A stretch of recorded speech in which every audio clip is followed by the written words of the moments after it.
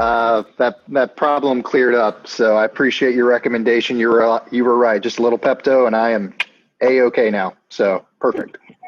All right. Whether you guys like it or not, we're recording, so we can keep all the really good humor off the cuff as part of the podcast. Welcome, Uncle Phil, to the Team Victis podcast. Hey, thanks for having me. You, and we're going to get through some intros in a second. Just want to remind everybody, victishealth.com. You can find us on Instagram at Victis Health or Facebook at Victis Health also. Yeah, pretty excited to have an awesome guest with us today. I'm not going to do the intro, though I've met Uncle Phil and we've communicated a bunch of times, but I'm going to let Barry do that. So Barry, would you be kind enough? First of all, Barry, what kind of shirt you rocking today so everybody can see it? I'm rocking the brand new Rule 76. Ooh. Oh, okay. I'm pretty fired up about getting a hold of one of those, Barry. Yeah. Everybody on the podcast obviously will get a package. Oh, Barry, you didn't have to do that. I'll text you my address. He got it already. Trust. Same one as last time, so it hasn't changed. No, but hold on. You got to give a little context on what Rule 76 is, Barry, because some folks who are listening may not know. There's some people that may not know. So obviously, if not, just go watch Wedding Crashers. It's actually a motto that I live by from the moment I watched the movie.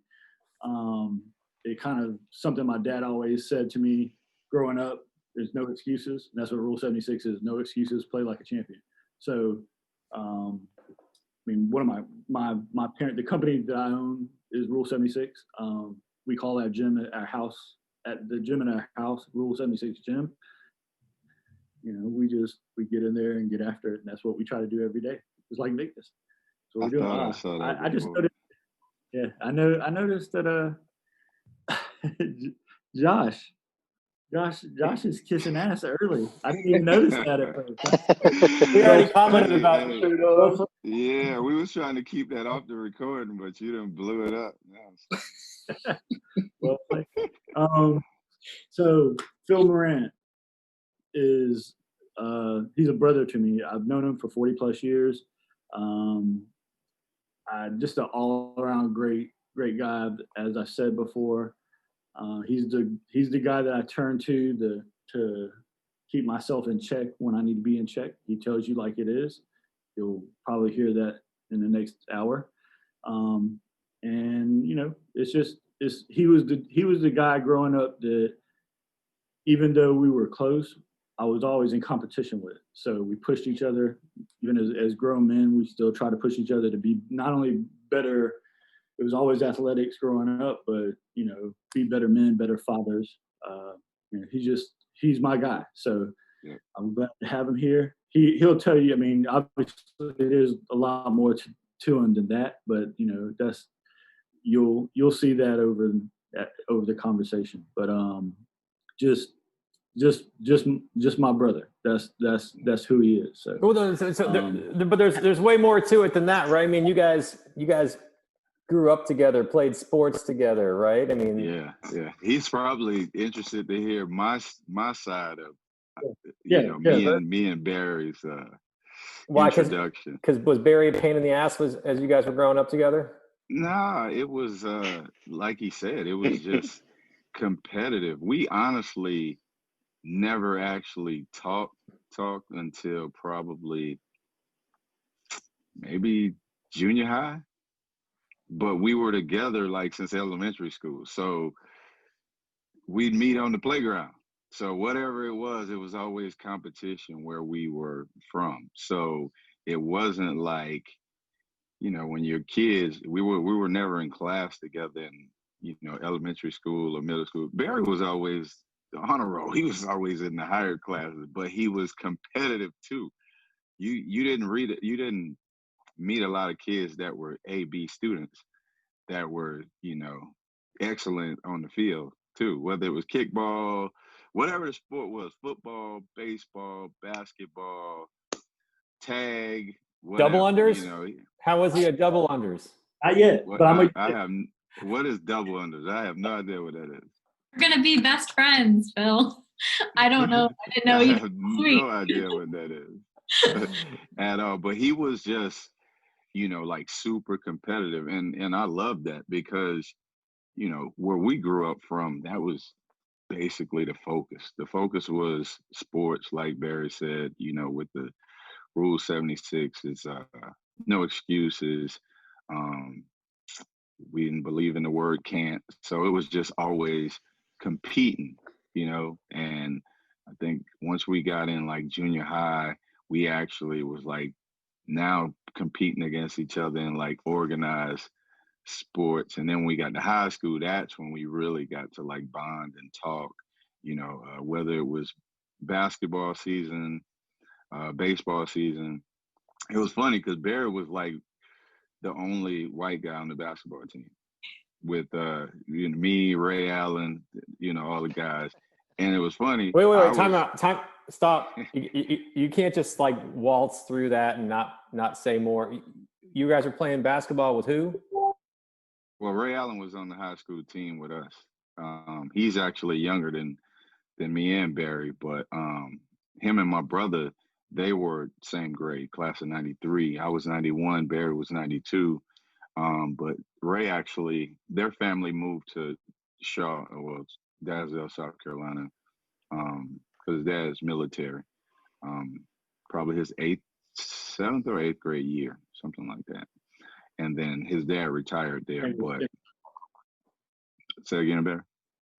I think it was in the seventh is when they all showed up. Yeah. So, yeah. So it was perfect because their family was super competitive too, and they just kind of fit right in. So Ray and T became super close.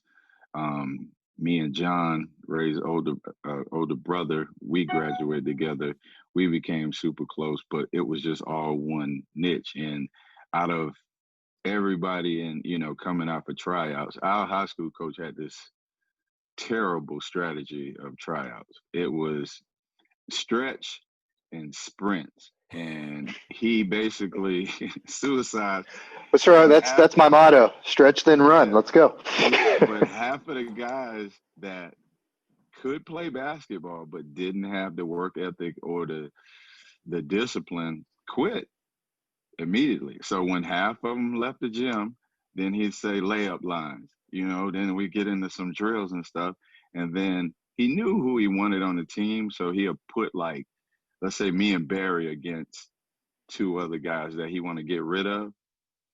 And the losers get cut. Yeah. Oh yeah. And so go ahead, Zach. No, sure. And it weeds out the people who have the really hard, strong work ethic versus the folks that are maybe kind of there to try it out or see how easier it could be to get on the team. And you find out who's really committed pretty quick, don't you? Yeah, but we didn't like it too much. I mean, I'm sure Barry could agree because it was guys that were really good that we knew could help the team. We just didn't understand his philosophy with picking the team. And I mean, call it what you want, but guys around there, we looked at the talent. Like if I'm picking 5-on-5, it's like, all right, I'm a pass first guard. Barry's a shooter. I want a wing guy who can cut and slash. I want a power forward who could rebound, and I want a shot blocker. That's the old school way. I mean, that's not the game today, but that's how we put a team together. Yeah. But that's when we started bonding. And then the flip side, once baseball season started, I was one of the few blacks on the baseball team. So we would ride back and forth, just talking sports and stuff like that. And a lot of times I was just more intrigued with Barry's mind because it was like, dude, you're only at the high school for half a day because he was going to USC Sumter, which is, a branch off the University of South Carolina. And I was like, you go there for half a day, then you come back for a couple classes, then it's practice. Like I'm there all day. So I'm trying to get into the mind of the smart guy. I'm tired of just the sports. I'm trying to open up a little bit and figure other things out. And, that's pretty much, we just formed a brotherhood. We started playing, we were playing baseball in the Air Force Base. That's where I met the legendary Blue Win. And me and Barry played in a rec basketball league against each other. And it was just still the competitive part. I just found out a few months ago that his dad was kind of pitting us against each other in a good, way and whatnot. But it was just more so, I'm just playing the sport. I didn't know that he was getting extra fuel to come at me even harder. Yeah. When we played against each other from his dad. You get what I'm saying? Yeah, Barry, Barry, you'd shared a story about a couple of things that happened. You want to tell that to the audience and the rest of us, because I think it gives some good light on what Uncle Phil was just saying. My dad is Blue Wind. He's one of those no nonsense, get it done type of guys. Definitely Air Force, military. Everything has its place in the world, and especially back then, I'm looking for his approval. I'm his son. I'm his oldest son. He was a high level competitor at different sports as well. I mean, he traveled the world playing softball at one point. He was coaching. We didn't even have teams at the youth center on base. I was the red team. Phil was the yellow team. We didn't even get names. We just had yellow T-shirts and red T-shirts. And I think I hit. It was the first year they actually put a 3-point line down, and I hit 5 or 6 threes. Had the best game of my life. We won. We finally beat Phil's team. After the game, my dad's coaching me, and I'm like, we're riding back, and I said, man, I was hot today. He's like, yeah, but did you see when Phil did that jump stop in the third quarter at the free throw line? I was like, it's brutal. Are you serious? Yeah, I mean, it wasn't. I appreciate it now because he was like, you can always find someone that'll push you to do better, and that's, I think, when we got into, it's funny. This is, and Phil won't remember this, because this is the time when, like, me and Phil knew each other and we battled against each other. We were cool with each other. It's not like we hated each other. Now, I wanted to beat him every time I saw him. Exactly. But I walked into the gym, and I was in 8th grade. He was in 9th grade. And Jason and Zeb will understand this. Josh and half the audience probably won't. But you know how this was 88? They would you tight roll your pants. And I couldn't. I was like, I just can't do it. Well, Phil has these overalls on, one overall undone. Yeah. He comes over, he's like, man, let me show you how to do this right. And so he shows me how to do my pants right, like, and that was it. That was like, okay. Hold on. Okay. Brooklyn, do you have any idea what he's talking about right now, Brooklyn? No. Okay. Oh my gosh. Don't worry about it. Hey, Josh, do you have any clue? I'm pulling up a photo just so you guys can see. I need to see it's like the old if you ever seen an old TLC video or something like that, the coveralls, but you just had one strap. Yeah. One strap. Yeah. Then it was hooked, but you kept it down. You didn't put both of them on like a mechanic. You just kind of armor. It was a style back then, But yeah, the tightrope, like down by the ankle, I mean, this is not a good example. It's all I could find in the first couple seconds here. But hold on. Oh, shucks, I'm not. Let me look for. Put up nothing crazy, man. No. I'm gonna. I just, I need to give these guys, these young folks, some context. When one man teaches another man how to tight roll his jeans, you've officially made it. It is love. I can't see them. I don't know if you guys can see that really well, but you can, if you tuck that in, and there's actually a method. I'm guilty of doing this myself, but like, you flip one piece over and then roll it up, and that makes it really tight. And the tighter it is with the baggy jeans, it was like super cool. It was like vanilla. I'm gonna tell you right now, some of the best friends I have in my life are other dudes that have been like, hey man, come here. You see that undershirt?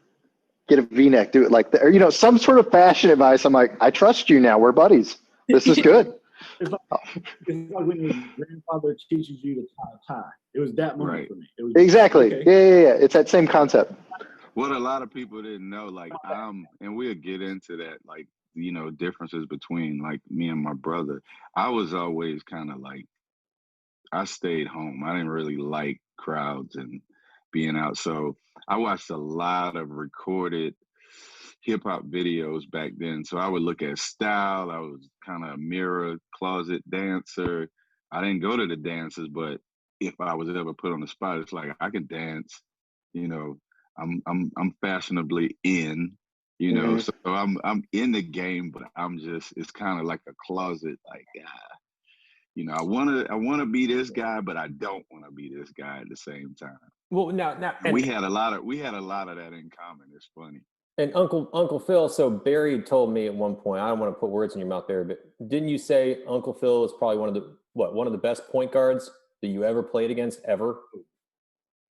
I think so. And it all becomes what we all always call was like Phil was always the dog. Like he's not gonna back down from anyone. He's skilled beyond measure. And I guess we haven't said anything, but Phil is the uncle of Ja Morant. He's had a lot of influence on him coming up and his skill set.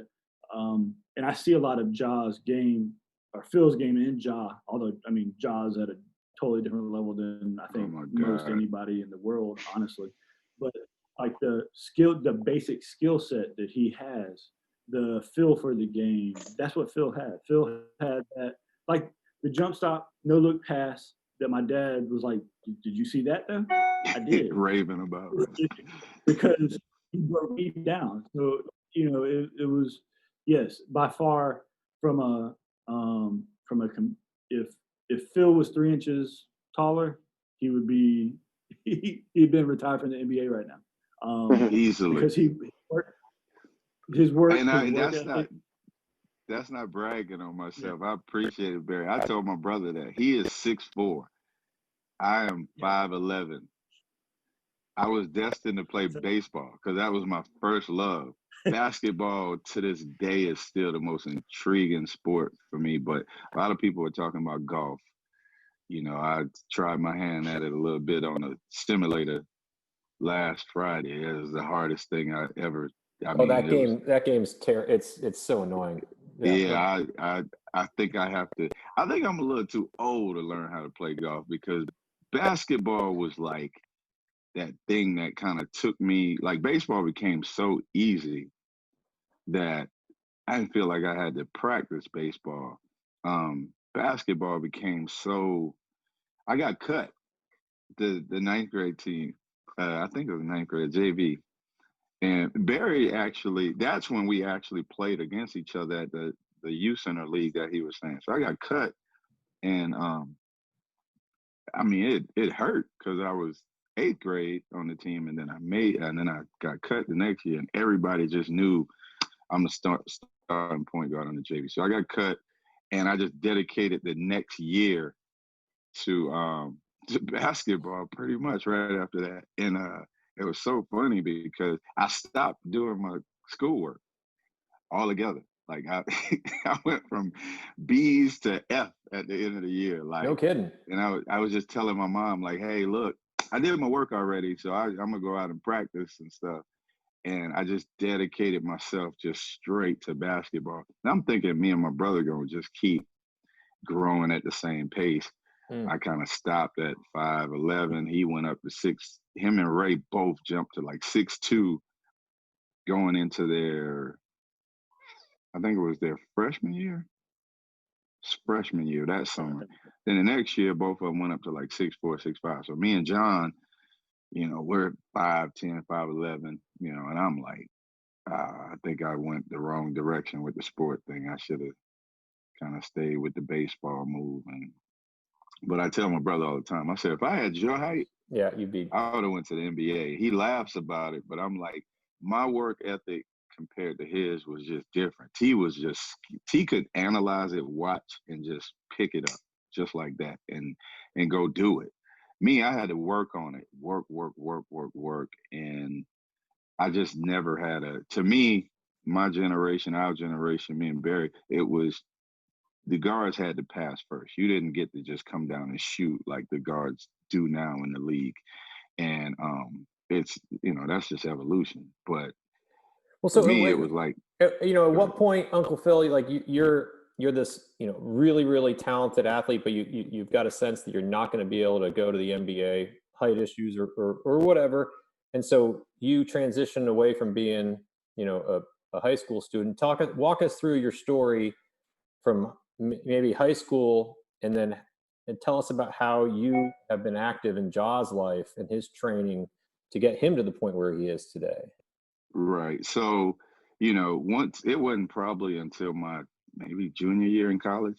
So I went to, a junior college, and man, my story, you don't even have enough time on this podcast for my story, but I went from a 2-year college in East Tennessee, Knoxville College, and then this is that I envied and used to pick Barry's brain a lot because I stayed around Ray's house a lot because it was a father figure that communicated a bit.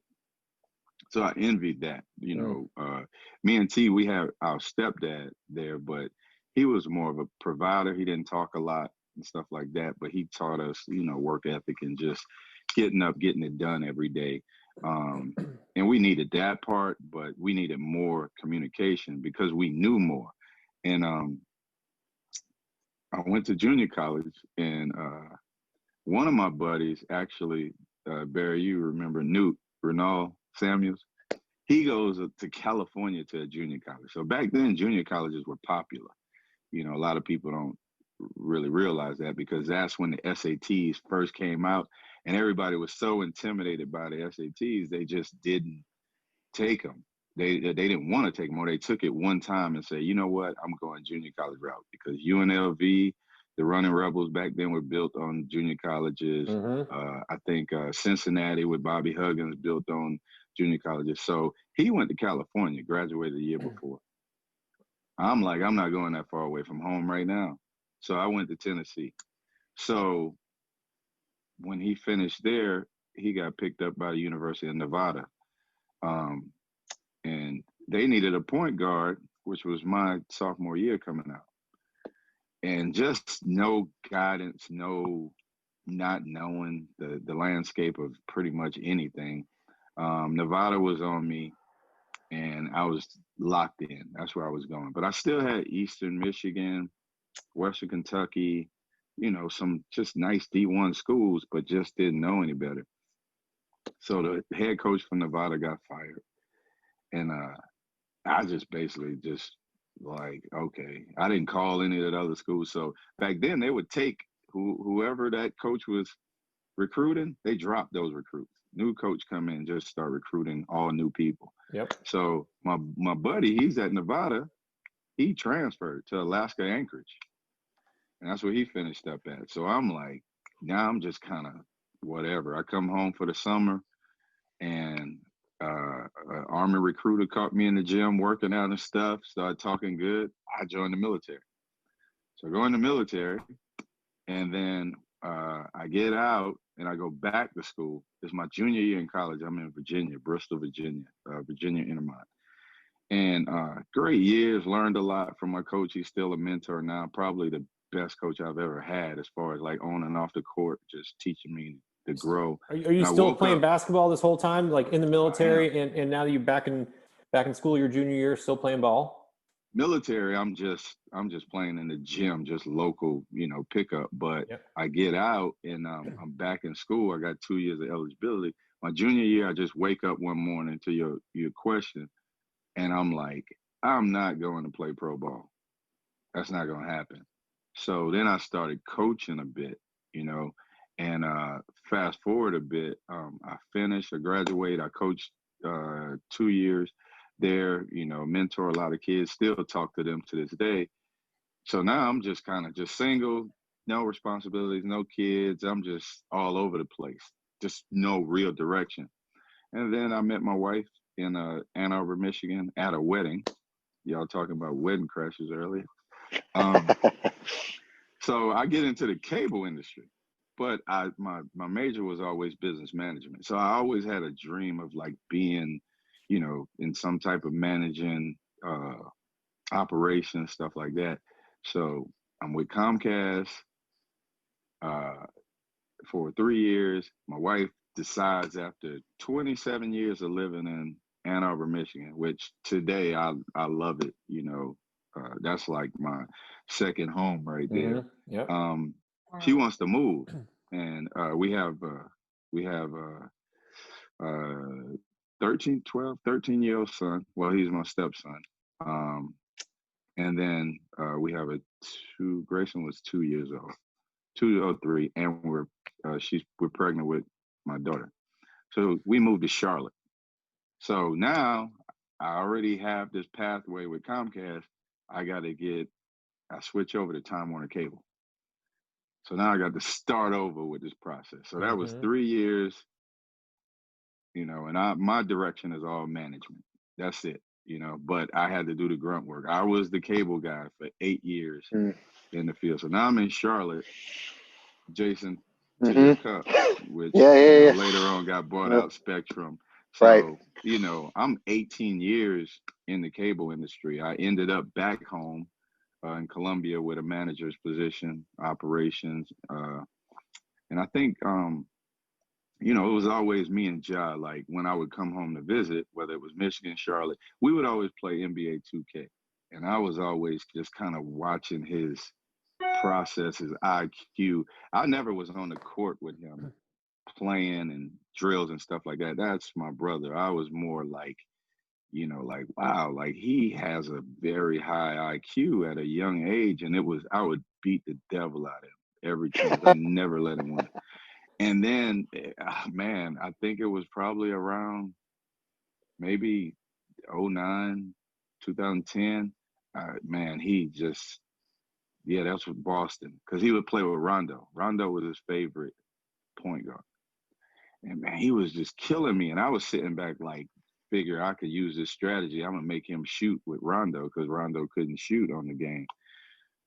No dice. He knew how to just architect. It's either going to be a layup with Rondo or you're going to commit and I'm going to hit the guy that I'm supposed to. And he just started, I never won again after that. It was just it was just pitiful. He started having guys over like, you can play my uncle. I ain't even going to play him. Like it was bad. But I was seeing his IQ and all this stuff. So once he actually got to Murray and everything and, you know, 2 short years, he just blew up. And I was, like I said, we're on direct courses of him playing and I'm just managing. Now, I've always had dreams of coaching a team or managing a team or whatever, but I would always do it on the video game. Like I get to control the salary. I get to actually make these trades. So I was always a couch GM, just fanatical. It's basketball, so this is me. And it's funny because my son, like, you buy a PS4, whether it was PlayStation 2, 3, 4, whatever, and all you buy is basketball. Like, that's it. So I was always this guy, like, this is my stress reliever. Well, now today, I'm still with Spectrum. He calls me and says, hey, look, I want you to, you know, like handle my business affairs, you know, when I go to the league. And I'm in my office. I shut the door because I'm just kind of sweating. I'm kind of nervous about this because, again, 18 years I've been in cable and just working my way up. And now it's like, this is about to be all brand new, you know, and well, so let me back up and so everybody the audience can understand kind of like the transitional process. At what point did you and the family know that Ja was such a good athlete that he was going to make it to the league? We didn't. We didn't. That's the truth. So I put it like this, Zeb. Where me and Barry's from, growing up, we've seen so much great athletes just around our pocket.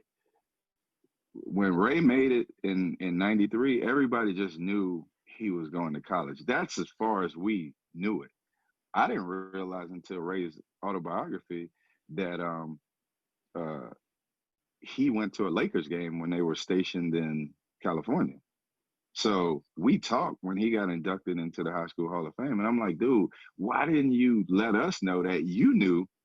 We didn't even know basketball was a profession. We were just playing. So nobody knew. So Ja's freshman year, when me and my brother dropped him off at Murray, we just thought like, okay, he got a scholarship to go play ball. So the goal was the degree, and he gets to play ball. But in our minds, we were like, somebody from where we're from has to make it. There's too much talent. It's been too much talent, whether it's football, basketball, baseball, track and field, whatever. But everybody just always stayed home. Nobody went. So we didn't know until after the Chris Paul camp, going into his sophomore year. It was August. And it was every team in the gym represented there, scouts and everything. And a lot of the guys that are in the league right now, they were at that camp. A couple of them are on the Celtics right now. Grayson Allen, who is Ja's teammate now. Chris Paul has a lot of pros there too to play against. And it was a guard camp, really. Cole Anthony, he was there. So they had high school and like the top college guards. And once he started playing, we just pretty much basketball players. It wasn't like I get to play point guard. Everybody was playing point. So Ja just like, I'm gonna just rebound, block shots, do all the other stuff.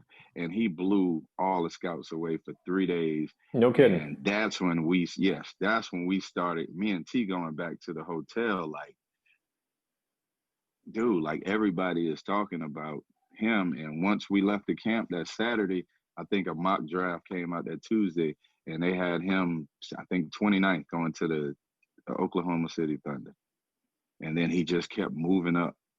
So we started seeing the wave, but that was that. You know, a lot of times you don't know what to believe with the media stuff, you know, but it started going up and up and up. And then and we were, you know, a family of like, let's just let it play out. We wouldn't believe in the hype. We were just kind of sitting back like, I'll believe it when I see it, sort of thing, right? Yeah. Yeah. Now my oldest son, who we lost in a motorcycle accident, Trey, 3 years ago, he said it when Ja was in the 9th, 10th grade. He's special and he's gonna be a pro, you know. So a lot of times when you see Ja shoot a free throw or something, he'll point up, or if you see hashtag LLT, long live Trey, that's what he's doing. But he was like the older cousin. He was like, man, he is it. Like he was telling us way before. It's like he prophesied it. So Uncle Phil, when was, help everybody understand the timeline. Like you were telling the story about being at Spectrum and you get this phone call, and then that camp you were talking about when all of a sudden it's become pretty obvious that Ja's going to, at least has a trajectory. People are talking about him going to the NBA. What's the timeline between, when do you get asked to come on board and use your business skills to help guide Ja and the family? When was that in this process, timing wise? All right, so for the most part, I think the camp was August 2017. I think it's 2017, something like that.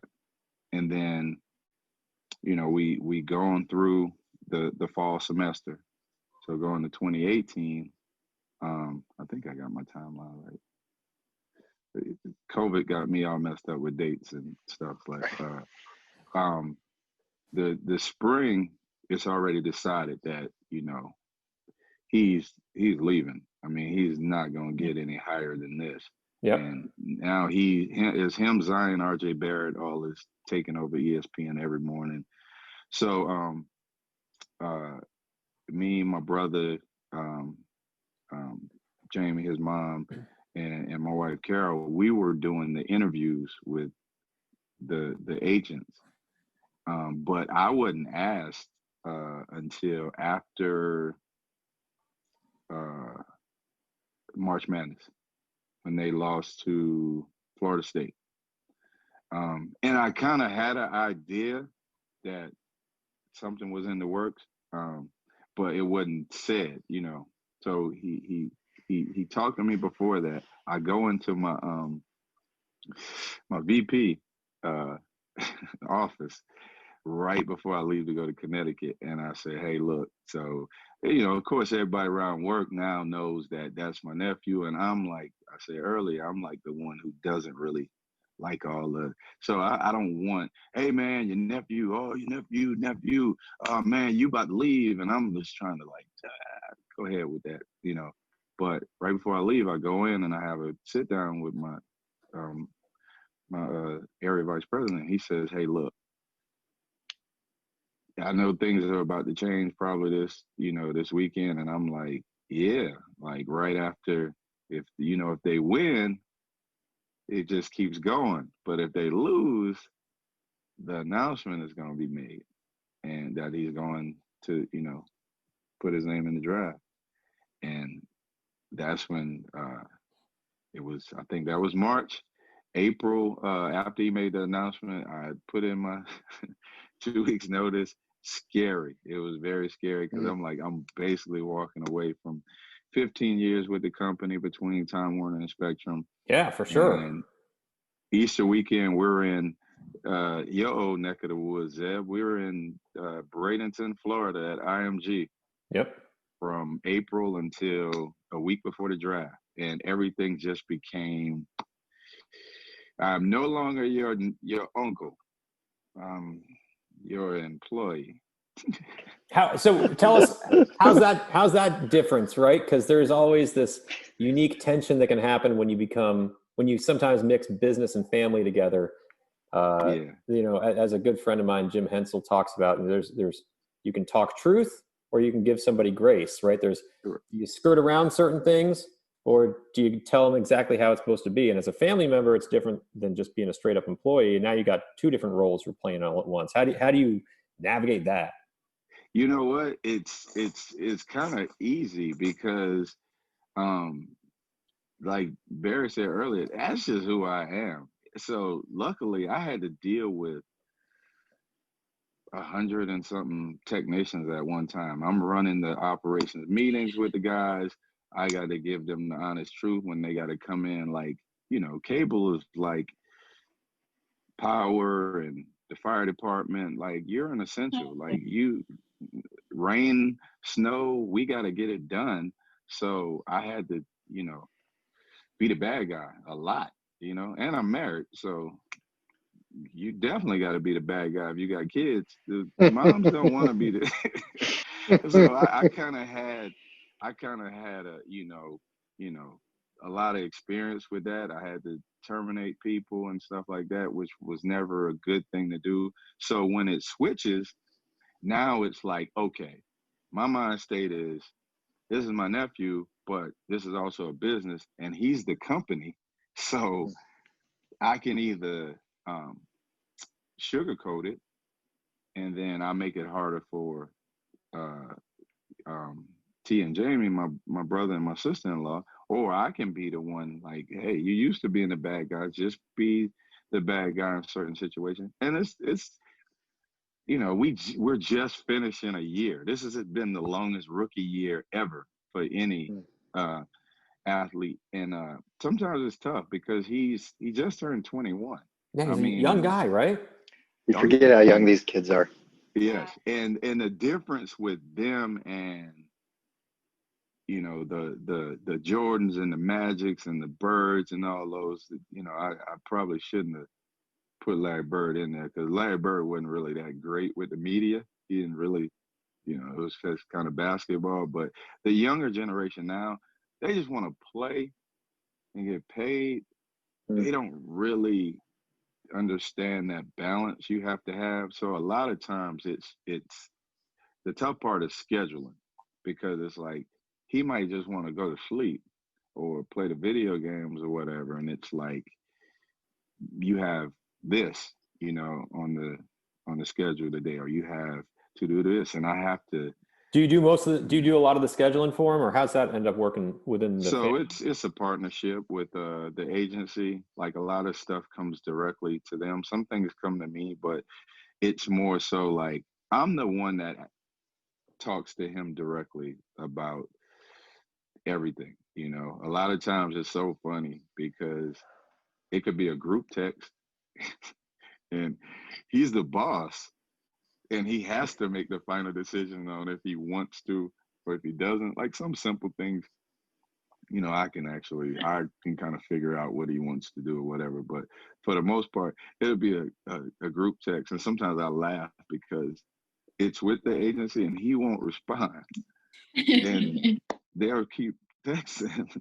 And then it'll be a Zoom call or a conference call like, hey, Phil, can you ask Ja blah, blah, blah? And I'm like, I'll be sitting there laughing at the text like, dude, why don't you just respond so we could, you know what I mean? Oh, I had my notifications off. Like that's you, but that came with, I don't take it personal because when he was at Murray, I might say good game and he might respond back to that 2 weeks later. Like, Yeah. which game? And I mean, I get it, right? He's a young, and these aren't bad things, right? He's young. He's focused on being a really successful athlete. Right. You know, Mark Zuckerberg, right? Facebook founder, has this, you know, he wears the same outfit every day and only has that in his closet because he doesn't want that to be taking up real estate in his mind about making even Right. simple decisions like that. Like there's some of the best Right. in the world. They try to take all that other stuff out. Yeah, they got to deal with it, but they prefer not to. Right. So, Well, the amount of smart, notification, if the amount of notifications they get too are wild. I remember it was years ago. I saw like a Cristiano Ronaldo video where he posted on his phone. He goes, "I'm going to post a photo to Instagram. I want to show you guys what it's like to be me." right. And he had his notifications on it. If you've seen it, it's wild. I mean, the amount of likes. I mean, just on his notification screen, it'll drain the battery, it'll blow it up. So when I hear they turn it off, hell, I'm nowhere near that, and I like to turn my notifications off sometimes. So I can only imagine having your stuff blown up like that. It's wild. Oh man, it's ridiculous. And I don't mind because I kind of feel like just looking at the overall timeline coming up, everything that I've experienced, it kind of feels like I've been put in a position before to deal with this because with, again, like I said, with cable, I could never turn my phone off ever because I mean, I got 9 supervisors, 100 and something technicians, whether it's an accident, you know, somebody actually damaged some property, whatever. You have these levels in place, but it's like I have to be in the know because when I get on a call like this, I have to inform the higher up what happened, how we're dealing with it and everything. So for me, it's not that big of a push for me. It's just with the cable company, I kind of knew, you know, what was what. Now it's more like, okay, it might be media, it might be an opportunity, you know, business wise, it might be both, you know, all together. And it's like the timeline of getting that answer back to them, you know, sometimes is the window can be that short. You know what I mean? It's like, hey, look, you know, we have this opportunity. We want some feedback by tomorrow, you know, in the business day. And it's like I've been the whole morning trying to get in touch with him to get, and it was even way more difficult in the bubble because you did not know what their schedules were and how they were moving. So tell us about what life was like down there, right? I mean, that's a pretty unique environment that was created. Walk us through as best you can of like, you know, how that operation actually took place. So from him, and I do think that NBA did a phenomenal job and is doing a phenomenal job with how they're handling it. I mean, they basically, and I mean, militaries have been doing it forever, but they built a world for, you know, the 22 teams that got sent down there. But like a day in the life, he had this kind of watch wristband that, you know, he had to scan for everything pretty much. Like when he took his test, to get in his room, when they practiced, that, you know, they made the ballrooms into practice courts, you know. So I guess normally they would have conferences and stuff. So they made like the practice courts in there. But after that, they got pretty much bused back to their rooms, and they pretty much had to stay in their rooms for the most part. I mean, they had restaurants, they have dinner and stuff like that, but he was so tired of the bubble. I mean, when they lost to Portland, he was trying to get out that night, but he couldn't. He couldn't fly out that night. But you don't have your family, and if you know anything about our family, more so my brother loves people around. And Ja grew up with people around all the time. I used to get mad because I would come down from whether it was Michigan or Charlotte, and I'm like, dude, when am I just gonna get to hang out with you, my sister-in-law, my nephew, and my niece? Like every time, it's like 20-something people there. And my brother is like the ringleader. He like, hey, Phil's in town. Hey, Phil's in town. It's Everybody like, come on over. Phil's coming in. Yeah, that's right. Yeah. So it was, and it's like, oh my God, man. Like, hey, what's that? Dude, I just kind of wanted to make it intimate. Huh? We'll have to get T on. Oh yeah, in the next month or so. He is the exact opposite of Phil. We are I mean, totally opposite. Still family oriented, like totally the opposite. Like This is your brother? Yeah. Yes. This is Ja Morant. He also played This is your brother? basketball with us, and I tell this and I tell this with a straight face. If you take all of the wind sprints I've done in my entire life, because in basketball, 95% of them was because of T. Morant. I mean, he never took coaching serious. Now he does, because when he was training Ja, he was training other kids and stuff like that. But I put it like this: he didn't take two coaching serious. Like we've been through so much. We're only 18 months apart, so I'm the big brother, but I never got to be the big brother. So because he's so tall, I'm like I tell people I'm the big little brother. Mm-hmm. But we've been through so much. The things that we do have in common are like, just loving one another, loving people. We like the mood light because we've seen so much other craziness growing up and whatnot that I was always trying to figure stuff out. T's just kind of like, let's just move past it. And I'm like, I can't do that. You got to understand it to figure it all out. So he's more of the, man, dude, I ain't trying. Everything's a joke. Everything is a joke. 2 minutes in, it's a joke. So with that, Ja being in the bubble, he was used to people being around all the time. He was going crazy, because it's like, hey, he's an introvert, but he's an extrovert. Like his mom is more of an introvert. His dad is more of the extrovert. He's definitely not. T is not an introvert at all. Yeah, that was always the difference. Sorry. No, Barry. So like, if you get all those wind sprints, do you know in advance? You're like, oh, T, don't say it. Don't say it. Ah, damn it. Too late. A certain situation came up, or even just running a play, we knew, okay. I mean, there's a great chance we're about to get on the line because T's involved in this. Like, I mean, we were That's ranked. It. Yeah, we were ranked. I think we were ranked number 1 at the time in South Carolina. We went to a tournament in Tennessee for Christmas, and it had all the number 1 teams around, all here. We were playing North Carolina's number 1 team in our school division, and we were up by 30 we were just killing them, and we were running out the clock. Well, T did something silly, as usual. Coach calls a timeout with less than a minute to go, and we were running wind sprints before the end of the game because of T. Morant.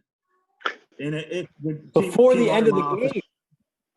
Oh yeah. Coach Smith was crazy. He was crazy. Yeah. He just retired 42 years, but he was crazy. I came home for a Christmas tournament, and the team at the time lost, and right after he put them on the line and made them run, we lost a game. He made us run a suicide for every turnover. It was like 15. Mm. And it was an hour 45-minute drive back to the school. So we're back at the school at like 10:30. Some of us parents are out waiting. It took 5 minutes to get the lights on in the gym. He like, nobody go nowhere, get on the line. And Oh, we're man. like, it was so bad. He had parents that hated him. Smith was crazy, but T was crazier. T was like, look, it was funny. So when they won the state championship in '93, I was like, man, y'all got a whole different coach than I had to deal with. But he couldn't deny it. They were that good, and they won. So Yeah. less So- things that he had to deal with. So Uncle Phil, you occasionally I see a post with a hashtag that says dirt hops. Mm-hmm. Tell everybody what that means and the story behind that. So I got on Twitter after Josh's freshman year because it would be so much highlights that I didn't see. I saw the game, but it would be, I couldn't see the highlights, So everybody would just be raving about how he jumps and all that. Like, so where we grew up, it was funny because we didn't have concrete courts. It was dirt. We grew up on a dirt road. It was roots in the ground because you had to basically excavate the land to, build a home there. So you still had roots and stuff. So it was always funny to us. Like when we got in a gym with hardwood, it's like, we want to lay down and kiss the ground because it's like if you learn how to dribble in a yard with, like, man, I can bounce the ball over here and it'll bounce this direction and you catch it. It was just crazy. So I would tell people like his hops from the dirt. It's not, it's not, he's not doing squats and all that. That's just him in that yard, jumping around, doing drills. And then T started adding on the other stuff. Like now everybody jumping on tires and, and stuff now. But that's where I called it. And then I would see the highlights of Zion. Zion's from the same place. Like, man, them boys' hops came from the dirt. Hops. That's awesome. That's really cool. That's it. They country boys. Thank God they both got drafted to southern cities and states because, that's where they always went. I went Dazzle to Murray, Kentucky. Zion went from Spartanburg to Durham, North Carolina. Yep. Fits. So, that's awesome. Yeah. All right. I've been asking a ton of questions. Barry, you've been talking a little bit too. So Jason, Brooklyn, Josh, didn't you say that you actually thought you were a better dunker than Ja? Isn't that what he was saying earlier? Barry, you heard that? He said he could beat him in a game of one-on-one with no shoes. With no shoes. I don't know why the no shoes thing. What does that matter? Yeah. I don't understand, Josh. You probably want to put on shoes, ankle braces, all that, all that stuff. It's funny. One of my cousins said, "Hey, man, you was better, blah blah blah blah blah. You think you could beat him one-on-one?" I looked at him like, "What? Man, he's a professional, bro. It's a reason that he's in the NBA. Top tier. Like, no question." Josh, you probably played basketball in what, middle school? You got this. Yeah. I actually, fourth grade, I think is the last time it was like in team setting. Yeah. I would watch that. Phil, I got a question for you. Phil, I used to do a sports memorabilia company, and this question would come up all the time because we would do a live stream. There's a photo floating around on the internet, and I'm sure you've seen it. If you haven't, you'll be fascinated by it. Have you seen this photo? Which generation would you choose? Oh, I've seen a lot of those. Yeah. So my question is, and I love this when people are like fans of the game because it always gets some off, not necessarily the famous five, I would say. Who's your top five? You got a starter, and I'll give you all generations. Like, who's your top five starting team? My starting five. Yeah, who's your starting five? You could pick. You go for it. So my point guard is Magic Johnson. Okay. My two guard is MJ. My three man is LeBron. My four man is Dwight Howard, and my five man is Shaq. That's my five. Ain't nobody getting to that rim. Ain't nobody doing nothing on the perimeter.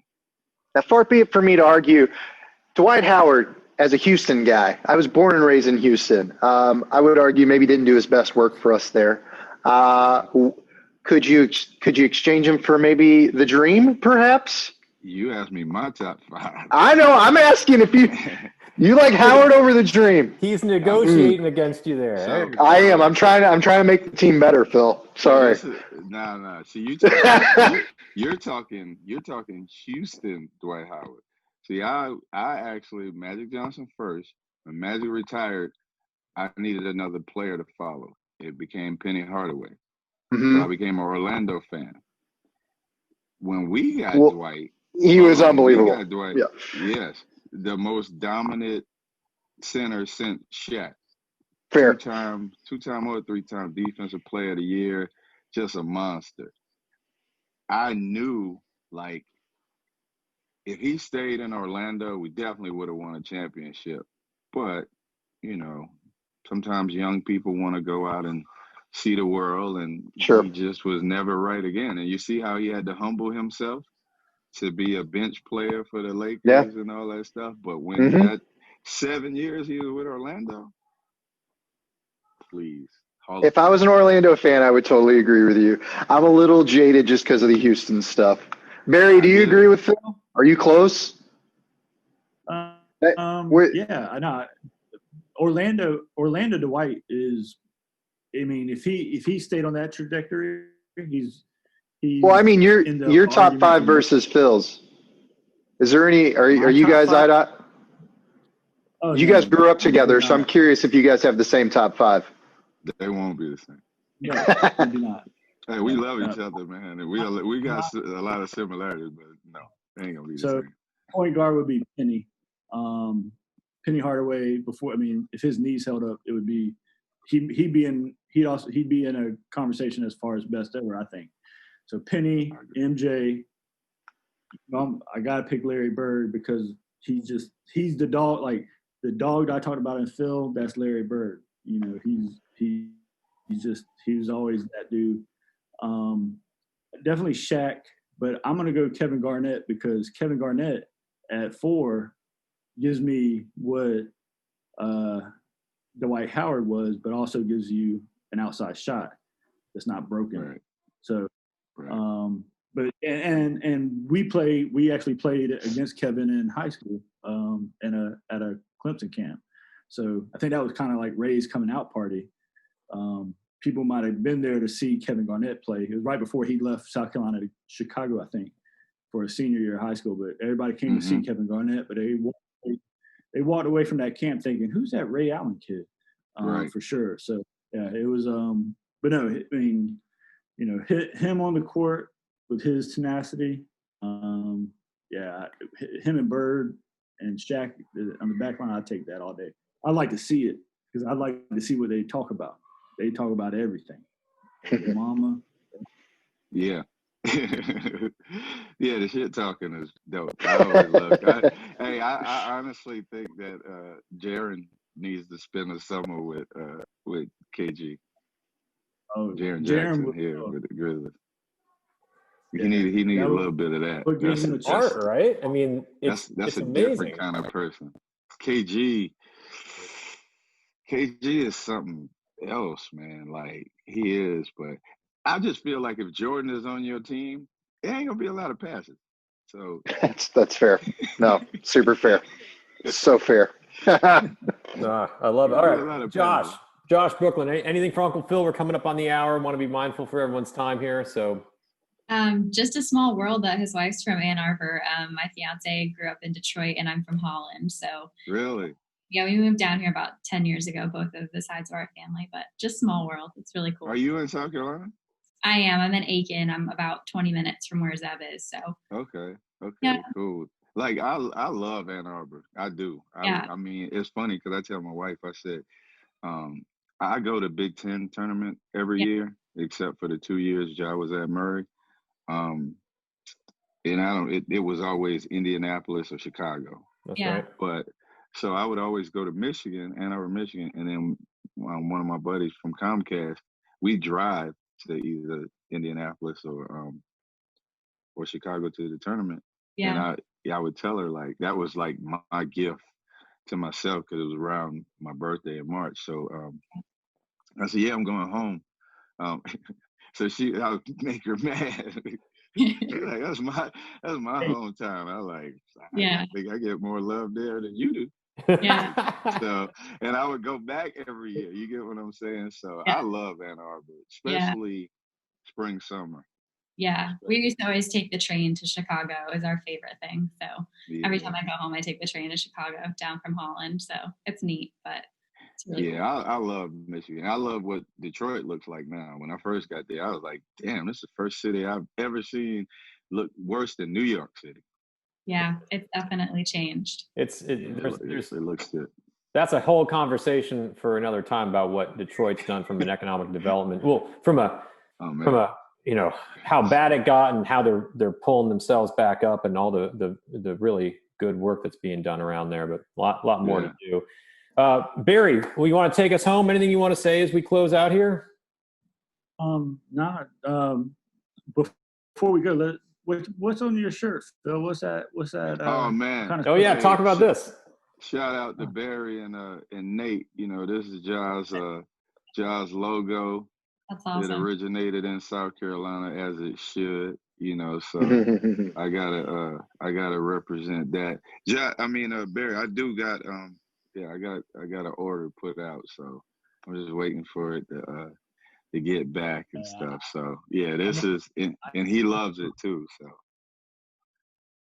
I didn't hear you. No, I love Phil. I love his family, not just his immediate family, his mom, his brother, the Morant family is so easy to root for. Once you get to know him, that's why he's Uncle Phil. Everybody gravitates towards him. He's my guy. So that's that. Not everybody. Since I've been in these shoes, not everybody, because I can talk to any and everybody and whatnot, but I have to kind of be the eyes and ears a lot of times. Like I said, my brother hugs everybody. He is that person. When you hand him a business card, trust and believe it's coming to me. He's just gonna hand it to me. He's just gonna give it to me like, hey, you take that part. But he is the meet greet, keeps everything light. I always, like Barry said, he would get them all in trouble. I learned I had to do that for him because he would always go out to nightclubs and stuff. So he'd start a fight just by dancing. He'd hear a song, go in the middle of the floor, and people want to party. They want to party with him, and people who don't like because he's partying, well, they want to break the party up. So I had to just kind of sit back and like, here we go again, But that's kind of the I guess the yin and the yang. So we actually get around John, and T keeps it light. I'm pretty, the one that's sitting there kind of paying attention to everything going on. It's not a regular schedule anymore. It's just, hey, look, man, we're just always on call, So Uncle Phil, last question before we sign off here. How do you, as the business mind and the manager mind is so much what you do for the family, how do you analyze different business decisions? Because my guess is, maybe you can correct me if I'm wrong, you get thrown a ton of stuff all the time. How do you filter that through in your head for what's best for Ja and the family as you're thinking through stuff? Well, Ja is very authentic. If it's not, part of his personality or what he's into, it's not happening for the most part. Now, so again, this is a learning process. So you're 20, I'm 40 something.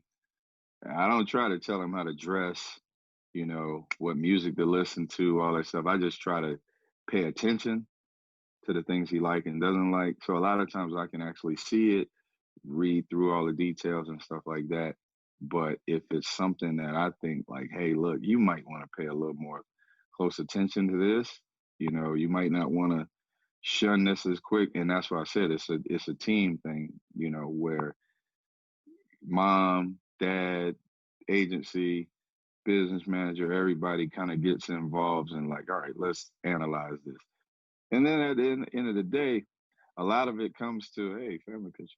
A lot of it comes to the dollar signs when they're young. You know, you can definitely convince him if the money looks, you know, looks right to him, but a lot of it is just, you know, authenticity. He's all about like what he's into. I mean, the guys, he likes that. You guys have organically grown, or he's organically grown, what, 3 million Instagram followers, or some huge number. And people read through. If you're fake, they'll see through that stuff pretty damn quick, in my opinion. Right. So across all platforms, I think he's up to 5 million. That's awesome. Facebook, Instagram, and Twitter. So that's kind of how he likes it. Like, hey, let me figure it out, and then we'll grow, you know, together. And a lot of times I don't try to overload him. Yeah. Because, you know, that's when he'll really, you know, internalize and then kind of go in. And it's like, hey, look, I mean, if I got to be an asshole and get in the car and drive over, which we only like 15 minutes away from each other, you know, that's what I'll do. Like, hey, we got a meeting at 5 o'clock. Like, where Ja at? My brother, it was one time, my brother, like, it was a financial advisor, business manager, then flew in. And he's like, he sleep. And I'm like, what? Like, wake his ass up. Like, I'm like the dude outside of the water boy. When the mom was like, he like, oh, my mom is sleeping. It was like, wake her ass up. So I go in the room like, hey, 5 o'clock meeting. Like, come on, man. In your living room. Like, let's go. Yeah. So, I mean, it's cool to me. So, like I said, I ain't been an uncle since Easter 2018, 19. Yeah, I've been an uncle for a minute now. The title is Uncle Phil, and I got that at IMG, but no. Well, Uncle Phil. It's now the asshole. No. Look, you're doing what you need to for the family, and that's important. So. Oh, for sure, man. Yeah. I love it. I do. Hey, so let me just say, Barry, thank you for getting us connected to Uncle Phil. You got 4 new fans here. Barry's been a longtime fan. Uncle Phil, thanks for joining the Team Victis podcast. We really appreciate it. You're awesome. This has been awesome. You know, best to you and your family. We're super excited for you guys' future. I mean, all you guys. We're just, super excited for y'all. So thanks for joining. Stay safe out there, and look forward to definitely seeing you soon. Okay, brother? All right. Yeah, you guys be safe too, man. Thank you for having me. Yep. All right. Take care, everybody. Thanks. All right, Barry. Love you, bro. We'll be right back.